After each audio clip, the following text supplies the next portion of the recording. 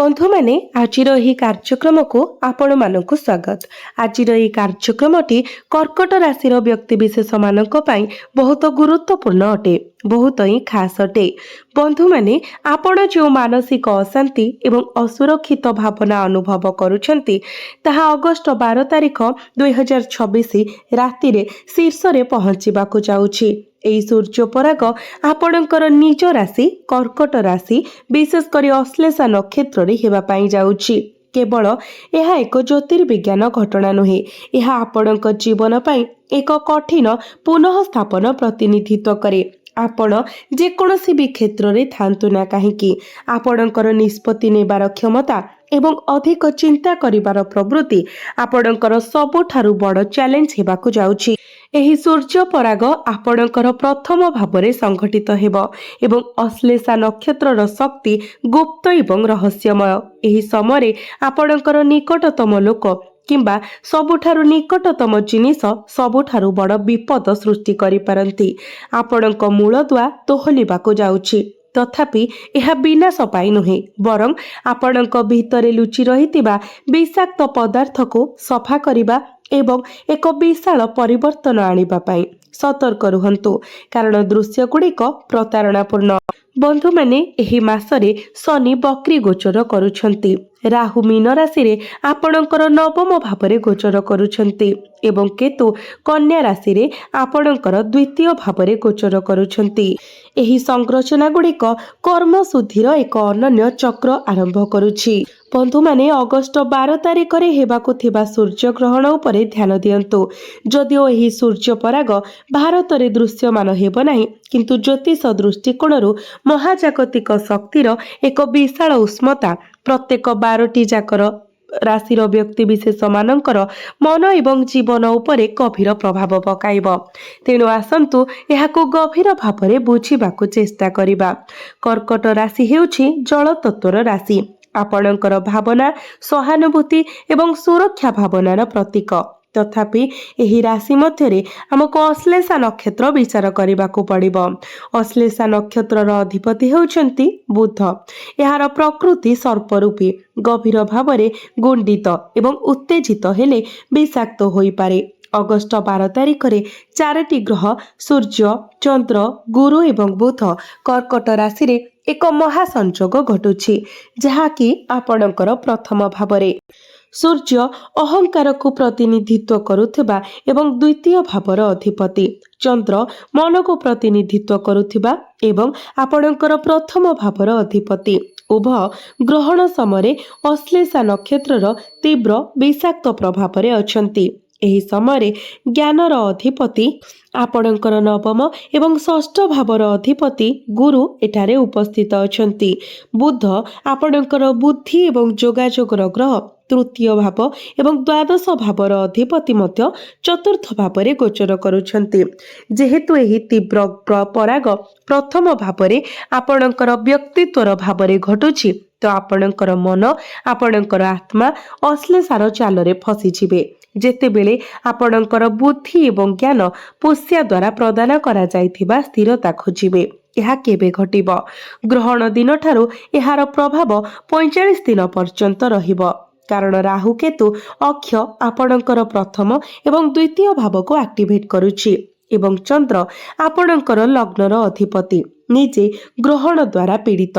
यह बाह्य घटना भावरे कम एवं आपणक आभ्यंतरीण निष्पत्ति रे परिवर्तन एवं अन्य मानक उपरे आपण रखिथिबा अंधविश्वासर भांगिबा भावरे अधिक प्रकाशित हेबो। आपणक जीवन रे जेउ दिग गुड़िक आउ आपणक पई उपयोगी नुहे ताहा शेष होई जिवो, जहा आपणक पई एक नूतन संस्करण को प्रकाश करिवो।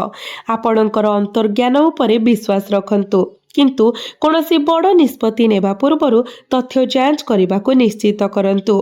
बंधु माने आमे सर्वदा आपण को ग्रह परिवर्तन रे कौन घटुछि से विषय सूचना देउछु, किंतु वास्तव रे आपणक जीवन रे कौन घटुछि ताहा आपणकर निजस्व जन्म कुंडली रे दशा एवं अंतर्दशा उपरे ही आधारित अटे। ଏବେ ଆସନ୍ତୁ ଆଲୋଚନା କରିବା ଯେ ଏହି ପରାଗ ଆପଣଙ୍କ ଜୀବନର ଚାରୋଟି ସବୁଠାରୁ କେଉଁ ଗୁରୁତ୍ୱପୂର୍ଣ୍ଣ କ୍ଷେତ୍ରକୁ ପ୍ରଭାବିତ କରିବ। ପ୍ରଥମ ଏବଂ ସର୍ବୋପରି ଏହା ଆପଣଙ୍କର ନେତୃତ୍ୱ, ପ୍ରତିଷ୍ଠା ଏବଂ କ୍ୟାରିୟରକୁ ଗୁରୁତ୍ୱପୂର୍ଣ୍ଣ ଭାବରେ ପ୍ରଭାବିତ କରିବ। ଆପଣଙ୍କ ପ୍ରତିଷ୍ଠା ହେଉଛି ଆପଣଙ୍କର ସର୍ବୋତ୍ତମ ସମ୍ପତ୍ତି। ସୂର୍ଯ୍ୟ ଦ୍ୱିତୀୟ ଭାବର ଅଧିପତି ଏବଂ କର୍ତ୍ତୃତ୍ୱର ସୂଚକ। ଗ୍ରହଣ ସମୟରେ ଆପଣଙ୍କର ପ୍ରଥମ ଭାବରେ ଗୋଚର କରିବେ। ନବମ ଭାବର ଅଧିପତି ଗୁରୁ ମଧ୍ୟ ଆପଣଙ୍କର ଗ୍ରହଣର ପ୍ରଭାବରେ ରହିବେ। ତ କର୍ମକ୍ଷେତ୍ରରେ ଆପଣଙ୍କର କର୍ତ୍ତୃତ୍ୱକୁ ଚ୍ୟାଲେଞ୍ଜ କରାଯାଇପାରେ। ଆପଣ ଅନୁଭବ କରିପାରନ୍ତି ଯେ ଅନ୍ୟ କେହି ଆପଣଙ୍କ ଦ୍ୱାରା କରାଯାଇଥିବା କାମ ପାଇଁ ଶ୍ରେୟ ନେଉଛନ୍ତି। କର୍ପୋରେଟରେ କିମ୍ବା ରାଜନୀତିରେ ଆପଣଙ୍କର ପ୍ରତିଛବିକୁ ଖରାପ କରିବାକୁ ଚେଷ୍ଟା କରାଯାଇପାରେ। ଏହା ଅଗଷ୍ଟ 12 ତାରିଖ ପରେ ତୁରନ୍ତ ଆରମ୍ଭ ହେବ, କାରଣ ସୂର୍ଯ୍ୟଙ୍କର ଶକ୍ତି ବାଧାପ୍ରାପ୍ତ ହେଉଛି ଏବଂ ଗୁରୁ ମଧ୍ୟ ଷଷ୍ଠ ଭାବର ଅଧିପତି ଭାବରେ ଏଠାରେ ପ୍ରଭାବିତ ହେଉଛନ୍ତି, ଯାହା ଅଫିସ ରାଜନୀତିକୁ ଜନ୍ମ ଦିଏ। ତ ଏହାର ପ୍ରତିକାର କ'ଣ? ଆପଣଙ୍କ ନେତୃତ୍ୱ ଏବଂ ପ୍ରତିଷ୍ଠାକୁ ସୁରକ୍ଷିତ ରଖିବା ପାଇଁ ଆପଣ ରବିବାର ଦିନ ଗୁଡ଼ ଏବଂ ଗହମ ଦାନ କରନ୍ତୁ। ନିଶ୍ଚିତ କରନ୍ତୁ ଯେ ଆପଣଙ୍କର କର୍ମକ୍ଷେତ୍ରରେ ସମସ୍ତ ଯୋଗାଯୋଗ ଲିଖିତ ଭାବରେ ଦଲିଲ କରାଯାଇଛି। ମୌଖିକ ପ୍ରତିଶ୍ରୁତି ଉପରେ ଆଦୌ ନିର୍ଭର କରନ୍ତୁ ନାହିଁ। ଏହା ବ୍ୟତୀତ ଏହି ସୂର୍ଯ୍ୟ ପରାଗ ଆପଣଙ୍କ ମାନସିକ ଅବସ୍ଥା ଏବଂ ନିଷ୍ପତ୍ତି ନେବାର କ୍ଷମତାକୁ ଗୁରୁତ୍ୱପୂର୍ଣ୍ଣ ଭାବରେ ପ୍ରଭାବିତ କରିବ। ସ୍ପଷ୍ଟ ମାନସିକତା ବିନା କୌଣସି ଯୁଦ୍ଧ ଜିତି ହେବ ନାହିଁ। ଚନ୍ଦ୍ର, ଯିଏକି ଆପଣଙ୍କ ରାଶିର ଅଧିପତି, ଅଶ୍ଲେଷା ନକ୍ଷତ୍ରରେ ଅବସ୍ଥିତ ହେବା ସମୟରେ ନିଜ ଗ୍ରହଣ ଦ୍ୱାରା ପୀଡ଼ିତ ହୁଅନ୍ତି। ଅଶ୍ଲେଷା ଏକ ଗଭୀର ଆସକ୍ତି ଏବଂ ରହସ୍ୟ ଦ୍ୱାରା ବର୍ଣ୍ଣିତ ନକ୍ଷତ୍ର। ଆପଣଙ୍କର ଅତୀତର ଘଟଣା, ପୁରୁଣା ବିଶ୍ୱାସଘାତକତା କିମ୍ବା ଭବିଷ୍ୟତ ବିଷୟରେ କାଳ୍ପନିକ ଚିନ୍ତା ଦ୍ୱାରା ଆବଦ୍ଧ ଅନୁଭବ କରିପାରନ୍ତି ଏବଂ ଆପଣଙ୍କ ମନ ଅତ୍ୟଧିକ ସନ୍ଦେହଜନକ ହୋଇପାରେ। ଖର୍ଚ୍ଚର ଅଧିପତି ବୁଧ ମଧ୍ୟ ଲଗ୍ନରେ ଗୋଚର କରୁଛନ୍ତି। ଏହି ସ୍ଥାନ ଅଧିକ ଚିନ୍ତା କରିବା ଯୋଗୁଁ ମାନସିକ ଶକ୍ତିର ଏକ ଗୁରୁତ୍ୱପୂର୍ଣ୍ଣ ନିଷ୍କାସନ କରିବ। ଚନ୍ଦ୍ର ମନର କାରକ ଗ୍ରହ।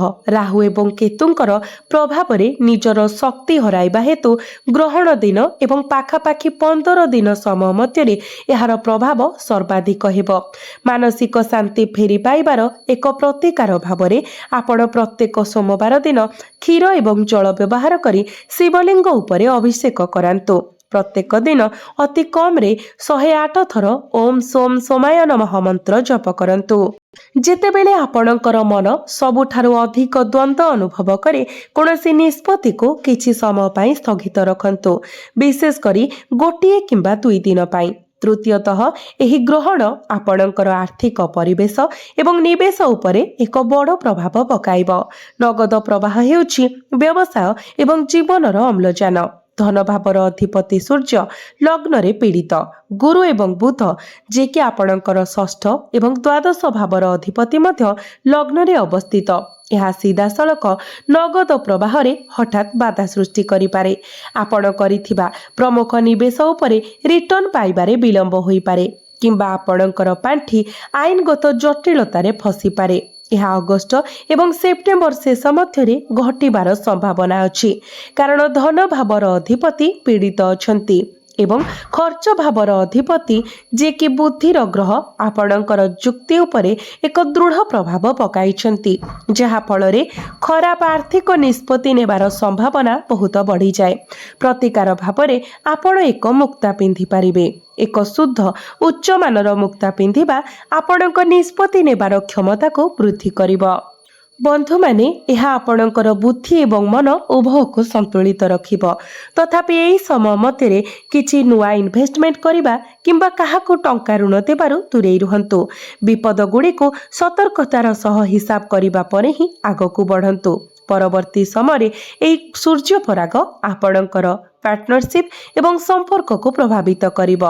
ସଠିକ୍ ମେଣ୍ଟ ଆପଣଙ୍କୁ ଗଢ଼ି ତୋଳିଥାଏ, ଯେତେବେଳେ କି ଭୁଲ ମେଣ୍ଟ କ୍ଷତି କରିଥାଏ। ବୁଧ ଏବଂ ଗୁରୁ ଆପଣଙ୍କର ଲଗ୍ନରେ ଗୋଚର କରୁଛନ୍ତି। ଅଶ୍ଲେଷା ନକ୍ଷତ୍ରର ଶକ୍ତି ଯୋଗୁଁ ଆପଣ ହଠାତ୍ ଜାଣିପାରନ୍ତି ଯେ ଆପଣ ଯେଉଁ ସାଥୀ, ସହକର୍ମୀ କିମ୍ବା ନିକଟ ସହଯୋଗୀମାନଙ୍କୁ ପରୋକ୍ଷ ଭାବରେ ବିଶ୍ୱାସ କରିଥିଲେ, ସେମାନେ ଏକ ଗୁପ୍ତ ଏଜେଣ୍ଡା ପୋଷଣ କରୁଥିଲେ। ଏହା ସମ୍ପର୍କରେ ସତ୍ୟ ପ୍ରକାଶିତ ହେବାର ସମୟ। ପୂର୍ବରୁ ଅନ୍ଧାରରେ ଲୁଚି ରହିଥିବା ଜିନିଷଗୁଡ଼ିକ ଗ୍ରହଣର ଶକ୍ତି ଯୋଗୁଁ ଏବେ ପ୍ରକାଶ ପାଇବ। ଆପଣଙ୍କ ସମ୍ପର୍କରେ ଭାବପ୍ରବଣତା ଅପେକ୍ଷା ବ୍ୟବହାରିକତାକୁ ପ୍ରାଥମିକତା ଦିଅନ୍ତୁ ଏବଂ ସ୍ପଷ୍ଟ ସୀମା ସ୍ଥାପନ କରନ୍ତୁ। ବର୍ତ୍ତମାନ ଆସନ୍ତୁ ମୁଁ ପ୍ରଥମେ ଉଲ୍ଲେଖ କରିଥିବା ପ୍ରମୁଖ ଲୁକ୍କାୟିତ ବିପଦ ବିଷୟରେ ଆଲୋଚନା କରିବା। କର୍କଟ ରାଶିର ବ୍ୟକ୍ତିବିଶେଷମାନେ ଏହି ତିକ୍ତ ସତ୍ୟର ସମ୍ମୁଖୀନ ହେବାର ସମୟ ଆସିଛି। ଅଶ୍ଳେଷାର ପରିଭାଷିତ ଗୁଣଗୁଡ଼ିକ ଏହାର ସର୍ବବୃହତ୍ ଶକ୍ତି ଏବଂ ଏହାର ସର୍ବବୃହତ୍ ତ୍ରୁଟି, ଏହାର ଫସିବାର ପ୍ରବୃତ୍ତି ଏବଂ ଏହାର ରହସ୍ୟମୟ ପ୍ରକୃତି।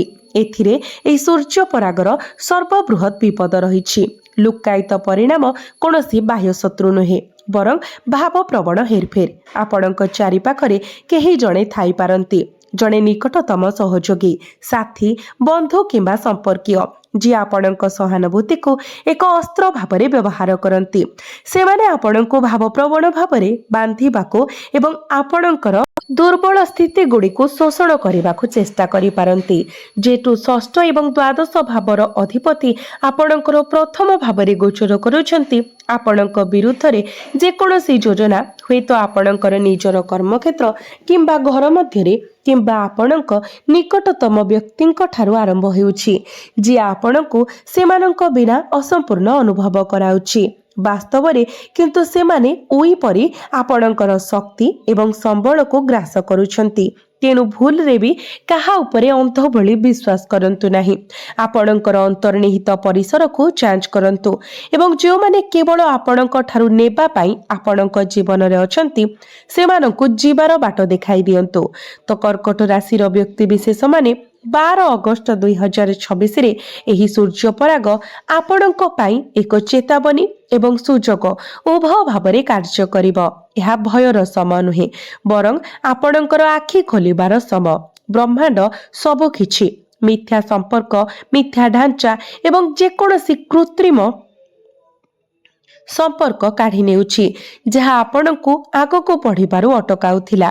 ଏହି ଗଭୀର ପରିବର୍ତ୍ତନକୁ ଗ୍ରହଣ କରନ୍ତୁ। ଆପଣଙ୍କର ଅନ୍ତର୍ଜ୍ଞାନକୁ ଆପଣଙ୍କର ସର୍ବୋତ୍ତମ ଅସ୍ତ୍ର କରନ୍ତୁ। ଆପଣଙ୍କର ଗୁପ୍ତ କଥାଗୁଡ଼ିକୁ କଡ଼ାକଡ଼ି ଭାବରେ ରଖନ୍ତୁ ଏବଂ ନିଷ୍ପତ୍ତି ନେବା ସମୟରେ ଭାବନାକୁ ଯୁକ୍ତି ଉପରେ ପ୍ରଭାବ ପକାଇବାକୁ ଦିଅନ୍ତୁ ନାହିଁ।